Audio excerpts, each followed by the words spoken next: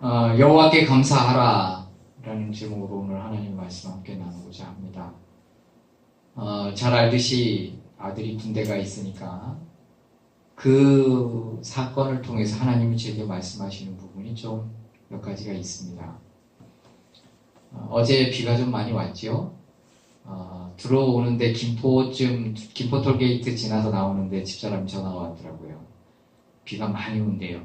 무슨 소린가 그랬어요. 근데 계산 IC쯤 오니까 비가 많이 오더라고요. 그 말이구나. 비가 오기는 왔어요. 근데 보니까 막 외쪽 요 부계동 요 송내 요쪽만 막 번개가 치더라고요. 오면 차가 막혀서 계속 천천히 갔거든요. 근데 계속 그쪽에서 보니까 이 부계동 사람들, 부천 사람들, 그 송내 사람들 회개를 많이 해야 되는지 번개가 계속 치더라고요. 희한하다. 그러면서 이제 왔는데 어제 여기 번개 많이 쳤나요? 네, 그랬군요. 전국적으로 비는 왔어요. 근데 집중적으로 좀 많이 오는 것 같더라고요. 이렇게 멀리서 보니까 계산동서부터 막 쏟아지더라고요. 그러니까 김포에서도 사실은 계산동이 보이잖아요. 근데 이제 저쪽이 어둡고 이쪽은 들어오니까 잘 몰랐던 거예요. 딱 와보니까 비가 막 치고 그래서 그랬는데 제가 그걸 보면서 무슨 생각이 됐냐면 그냥 비가 오는 것 같다고 말았는데 집에 왔는데 집사람이 사진을 보여주는데 우리 은총이 있는 부대에 있는 어떤 부모가 밴드에 올린 사진인데 애가 그냥 설국에 살더만 거기는 눈이 어마어마하게 온대. 우리 이제 22일 날 면회를 갔을 때 애들은 재밌게 봤겠지만 저도 재밌게 봤어요. 뭐냐면 애들이 한 10명씩 줄을 서서 눈을 치우는데 10명, 좀 쭉 가니까 또 10명, 쭉 가니까 또 10명이서 눈 쓰는 비를 딱 일렬로 들고요. 재밌죠, 보기에는. 그때는 그래도 그렇게 눈이 많이 없었어요. 근데 이제 애들이 일렬로 쫙 서서 이렇게 눈 치우는데 순간 무슨 생각이 드냐면 우리 아들 눈 치우고 있겠구나. 손이나 부르트지 않을까. 김미경 집사님 지금 가소롭게 보고 계십니다.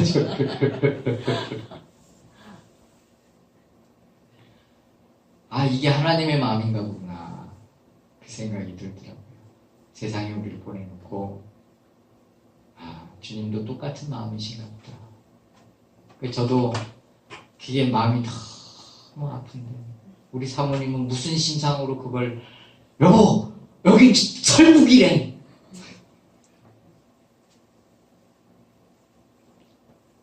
어떤 애가 왜 걔는 불쌍하게 장갑도 안 끼고 멋지게 찍는다고 찍은 것 같아요. 눈이 팍 오는데 장갑도 안 끼고 딱 서가지고 찍었는데 손 시렵겠다 얘. 나는 그렇게 보이거든요. 왜? 내 아들이 거기 있으니까.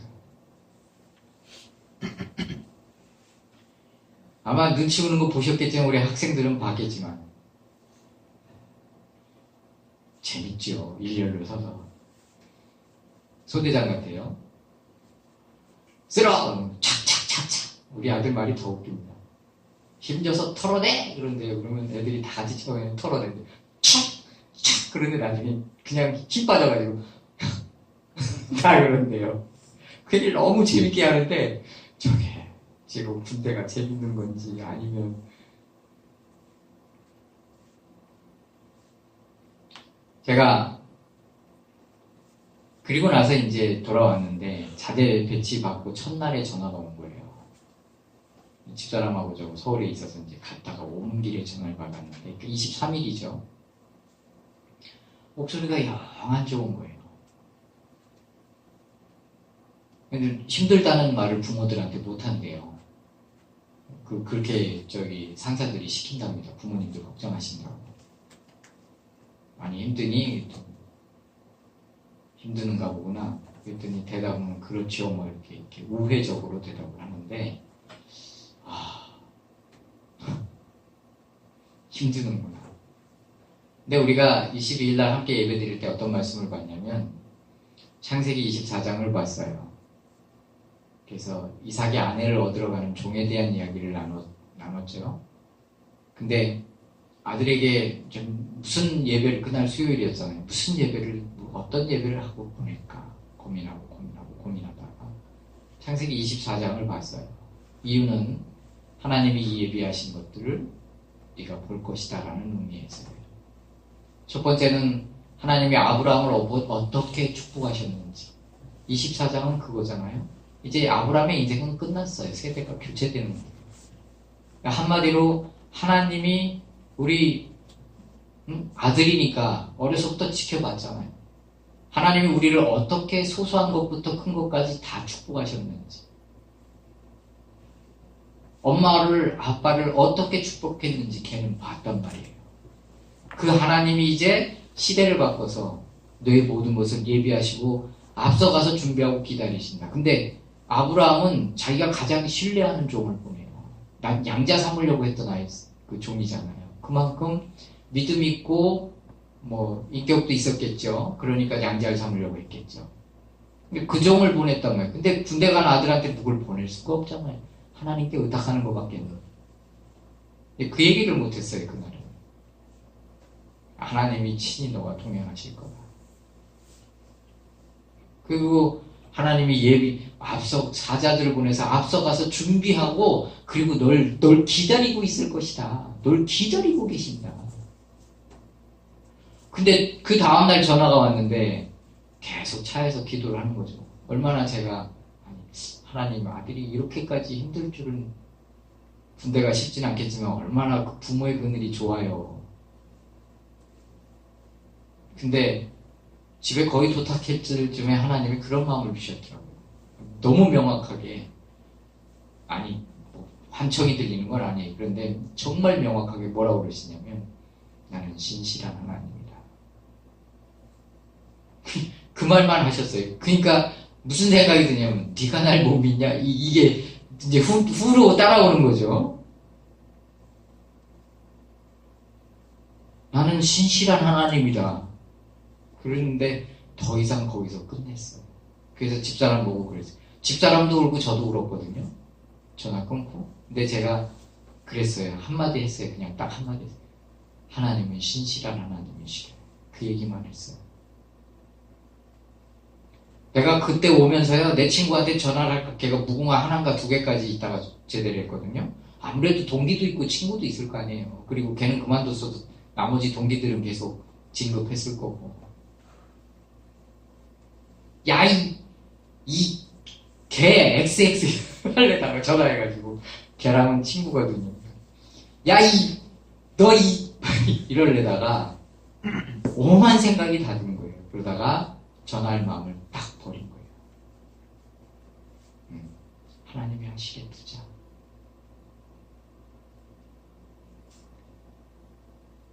현 시대는 굉장히 암울하고 낙심이 많고 어려운 시대입니다.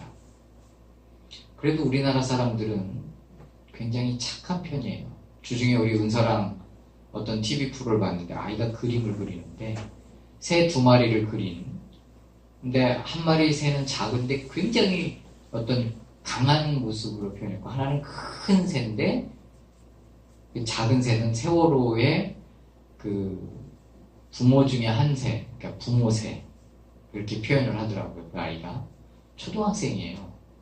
보신 분들도 있으리라고 봅니다. 근데 그 다큐를 보면서 시대가 이렇다라는 거를 아이도 이렇게 그러니까 굉장히 유명한 아이인 것 같지는 않은데 그 아이가 그린 그림들이나 이런 표현들을 보면 굉장히 어른 화가 유명한 화가 못지않은 굉장히 멋진 어떤 그런 아이더라고요. 우리 은서도 봤고 집사람도 잠깐 봤는데 그 그림을 보면서 시대가 어떤가를 좀 봤어요. 지금 가장 기독교계에서 이슈가 되는 것은 아마 다들 아시듯이 명성교회일 겁니다. 아들에게 세습이 됐지요. 목사님에게 개인적으로 묻는다면 교회 세습법 금지라는 말은 저는 별로 그렇게 탐탁지는 않습니다. 왜냐하면 그것은 잘못된 법인 것 같아요. 그거는 그렇다면 모든 곳에 다 적용을 해야 되만 물론 꼭 제 말이 맞는 건 아니겠습니다만은. 그러면 기업도 세습하면 안 되고요. 우리 조선 왕조도 세습된 모든 게 잘못된 거예요. 물론 잘못된 것이지만 그거 갖고 뭐라 하는 역사학자들은 아무도 없어요. 무슨 말인지 이해가 되시죠? 그런데 왜 교회 세습법을 나는 반대를 하느냐? 그 법 자체를 폐지해야 되느냐? 아들이 분명히 그만한 능력이 있다면 나는 해도 된다고 봐요. 그래야 교회가 더 흐트러지지 않을 수도 있고요. 그런데 아들이 전혀 감이 안 된다면 그러면 안 되겠지요. 교계에서 가장 편법을, 불법이 아니고요. 그것도 불법일 경우도 많아요. 불법인데 이렇게 바꿔놓는 그 편법을 쓰는 것 중에 하나가 대리인을 뽑는 거예요. 체육관 대통령 뽑듯이 대표자들이 대신 투표를 하는 거예요. 직접 투표를 안 하는 거예요. 그래서 정권이 이런 위원회를 설치를 해서 그들이 결정하겠다라고 해버려요. 근데 교계에서, 노회에서, 총회에서 불법은 아니지만 편법을 쓸 때 이 방법을 써요. 여러분 뭐든지 뭐의 답이 있냐고 항상 가르치냐면 기본의 답이 있어요. 무슨 말이냐? 의사는 영리를 어느 정도 목적으로 해야겠지만 그 의사가 어떻게 판단해야 될까? 기준은 뭐냐면 의사들은 의사 되기 전에 히포크라테스라는 선서를 해요. 다시 말해서 의사가 어떤 일을 결정할 때 올바른 결정을 할 수 있는 기준은 사람을 살리는 거예요. 다시 말하지만 영리를 안 추구할 수는 없는 건 알아요. 교사도 마찬가지예요. 기자 마찬가지입니다. 여러분 김영란법 그게 핵심이 뭔 줄 아십니까? 받지 말라는 거예요. 왜? 받으면 욕심이 생기니까. 받아 버릇하면 욕심이 생기니까. 아니 감사 표현하는 게 뭐 나빠요. 난 그건 아니라고 봐요. 아니 돈 10,000원짜리 하나 사들고 가서 바카스 하나 사들고 가서 나 바카스 싫어하는데 그거는 우리나라 사람들의 좋은 정서예요. 근데 받아먹어 버릇하면 그게 욕심이 될 수가 있단 말이에요. 그래서 김영란법은 나도 굉장히 대환영이에요. 받지 말라는 게 그게 핵심이에요. 5만원, 10만원 자르는 게 중요한 게 아니에요. 그 사람의 핵심은 그거라고 설명을 하더라고요. 목사의 판단 기준은 뭡니까? 하나님의 뜻이 뭔지를 보는 거예요. 하나님이 아들에게 물려주라고 하면 물려주는 거고 저 사람에게 물려주라고 하면 저 사람에게 물려주는 거지. 그거는 그 목사가 하나님 앞에서 심판받고 상받고 할 문제지 우리가 왈가왈부할 문제는 아니다 이 말이에요.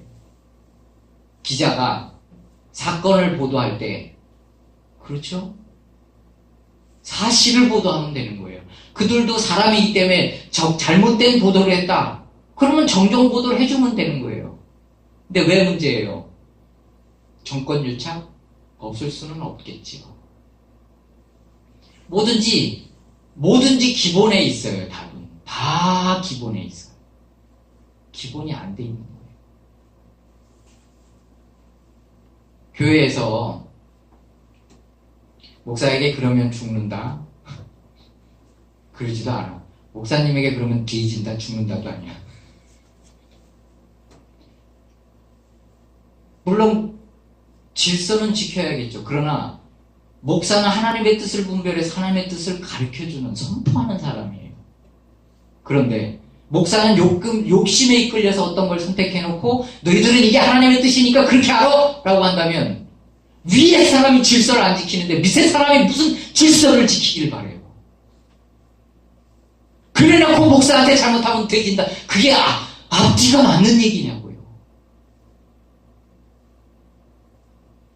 이런 얘기는 성도들이 못할 말이지요. 성도들이 하나님의 뜻을 물론 분별하는 분이 있지만 아무래도 밥 먹고 자고 하는 일이 목사보다야 덜하지 않겠어. 그렇죠?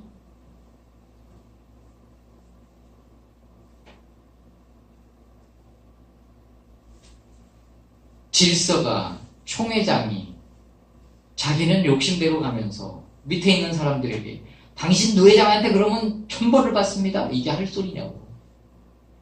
그러니까 밑에서 나 대놓고 말 안 해도 너나 잘해 이 얘기가 나오는 거죠.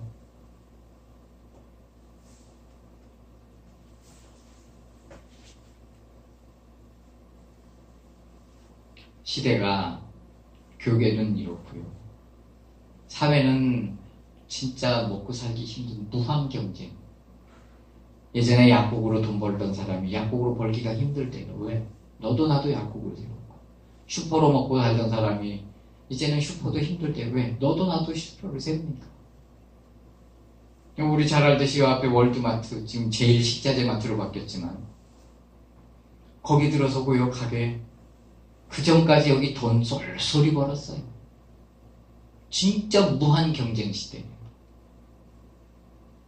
미국 학교에서 종종 10대들이 문제를 일으키잖아요. 요즘은 보니까 또 성인들이 막 총질하고 그러대요. 영국에서도 폭도가 일어났을 때 보면 10대들이 보통 한 20% 정도 됐어요. 우리나라는 그런 게 없잖아요. 애들이 해봤자 뭐예요? 다 그냥 인터넷에서 SNS나 해가지고 왕따나 시키고 그게 다예요. 우리나라 폭도 있어요, 10대들이? 그게 한번 터졌던 때가 그 미군 전차에 치여서 죽었던 아이들, 아주 오래된 얘기지만 그 사건 하나 있지 우리 10대들처럼 착한 애들 없어요. 기성세대들이. 이게 그렇게 하면 안 되는데 진짜 얼마 전에 뉴스에 보니까 시사프로에 보니까 월급 못 받는 애들 다 반수더라고요. 최저시급은 물론이고 저는 제가 운영을 하기 때문에 얼마를 줘야 되는지 법이 딱 보여요. 다 보여요. 그런데 물어보면 거기에 미치지 못하는 애들이 90%예요. 무슨 깡인지 모르겠어 그 고용주들. 기본이 안 된 거죠. 그러니까 이 시대를 살고 있어요. 그런데 이 시대에서 우리가 바라봐야 될 게 뭐냐 이거예요. 하나님이다 이 말이에요. 여기 이 본문은 뭐예요? 포로 생활 가운데 있을 때, 광야 생활 가운데, 처음엔 광야 생활부터 나오죠. 포로 생활이 있을 때, 광야 생활이 있을 때 하나님이 어떻게 공급하시고 어떻게 인도하시고 어떻게 역사하시고 어떻게 돌보시냐.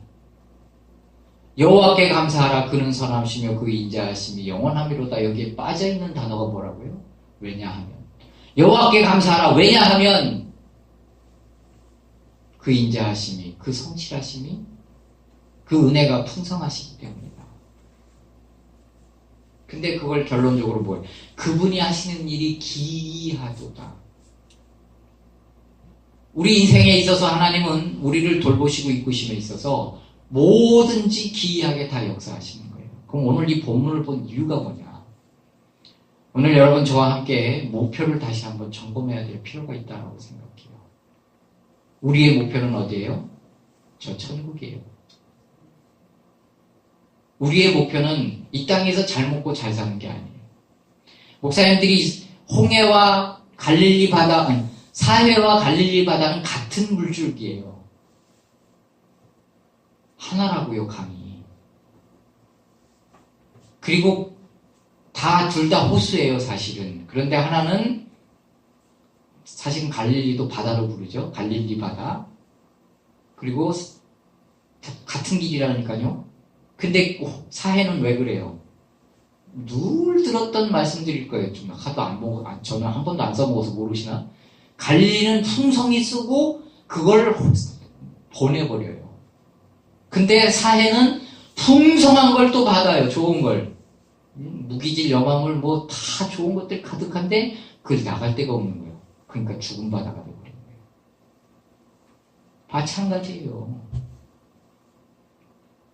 뭘 모으는 게 중요한 게 아니에요. 풍성히 쓰고 흘려보내는 게 중요한 거예요.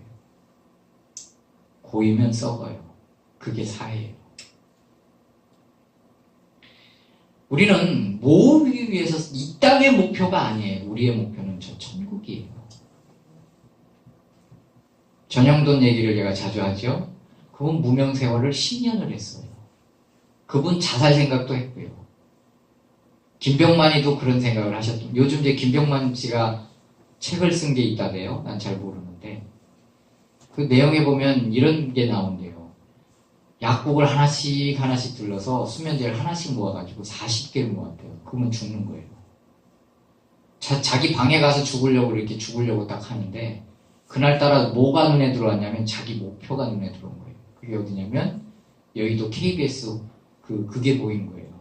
그 화려한, 그게, 이걸 뭐라고 해? 송신탑이라고 해 보여요. 하여튼, 그게 딱 KBS가 딱 보이는 순간, 그동안의 자기 인생이 이렇게 실패하고, 굶고, 배고프고, 실패하고, 안 되고, 자기 목표가 안 돼갔던 이 목표를 털어넣어서 죽으려고 하는데 그게 보인 거예요. 그 사람의 목표는 그거란 말이에요. 그리고 그때 안 죽고 살길 잘했지. 나름대로 그래도 그냥 자기 만족을 정글의 법칙 하시면서 이렇게 하잖아요. 처남들하고 얹혀 살 때는 월세 사는 게 꿈이었어요. 월세 살 집이 없어서 올라가가지고 한없이 운 적도 있어요. 전도사 사역지를 구하지 못해가지고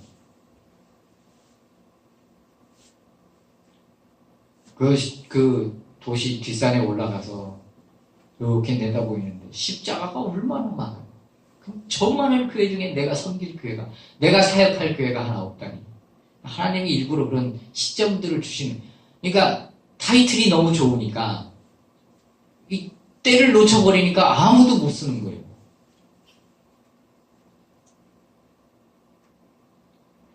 올라가서 우는데 내가 사역할 데가 없을까? 근데 그 눈물의 기도 이후에 하나님이 인하대 간사자리하고 사역자하고 같이 주셨어요.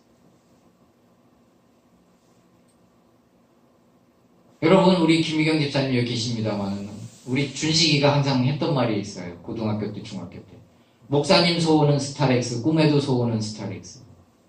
그리고 권찰님도 계시군요. 난 처음에 중고차 사려고 생각을 했어요.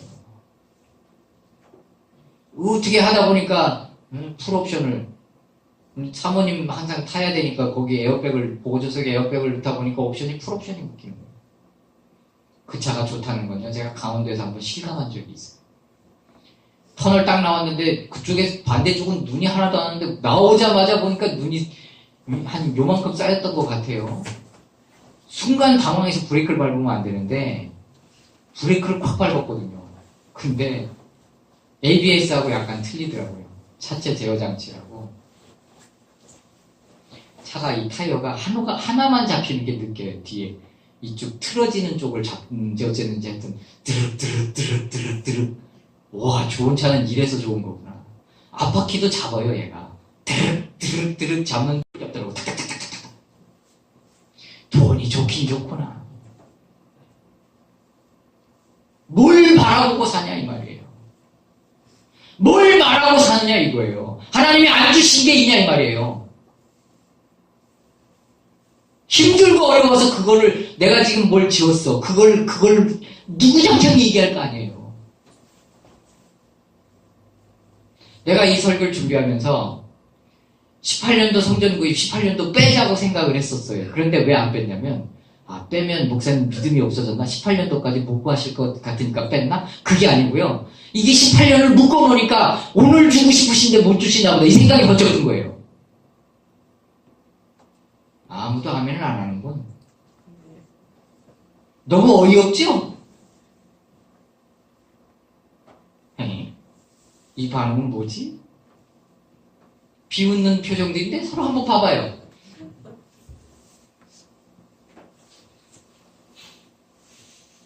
방금 갈릴리 사내 아니 건물 사는 게 정당합니까?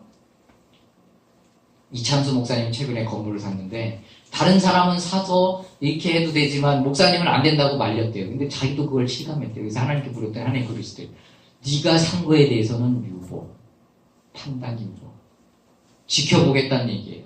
잘했는지 안 했는지. 욕심에 지나치면 너도 똑같이 네가 끌고 모은 것이 될 것이고 잘하면 잘했다 하고 칭찬하실 것이고. 그 말이 참 깊이 왔어요. 깊이 공감됐어요. 우리는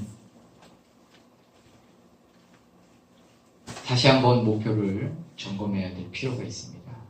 여러분의 목표는 보세요. 저 천국이신가요? 아니면 잘 먹고 잘 사는 건가요? 아들이 군대 가 있는 동안에 아침에도 일어나는데 마음이 무거웠어요. 주일인데 일어나서 눈이나 치우기 있지는 않을까? 치워야겠죠.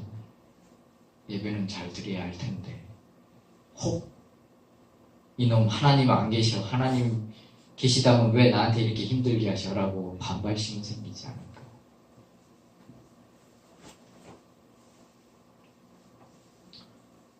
하나님이 함께 하실 줄로 믿습니다. 말씀을 마치겠습니다.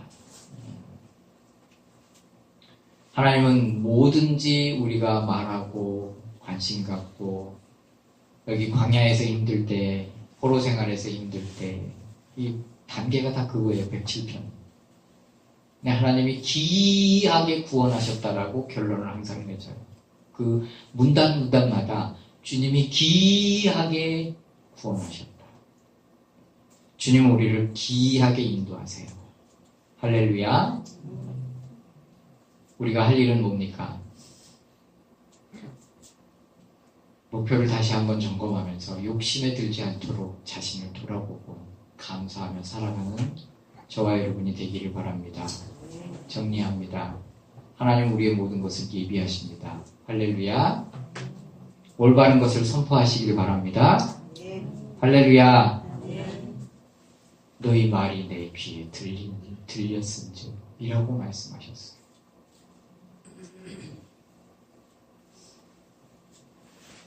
목표를 잘 설정하고 나가시길 바랍니다. 여러분, 절 보세요. 저의 인생을 지켜보신 분들. 그렇죠? 과정 가운데 내가 하나님 옆에 입 벌렸던 것들. 아직 때가 아니어서 큰 건물은 아직 못했는지는 잘 모르겠습니다만 이젠 건물 놓고 기도하잖아요. 근데 그 전에 월세, 전세, 차, 필요한 거 다 봐서 알잖아요. 여러분 하나님께 입 벌려 말하시되 기이하게 역사하신 하나님을 바라보되 욕심에 기인하지 않기를 주님의 이름으로 축복합니다.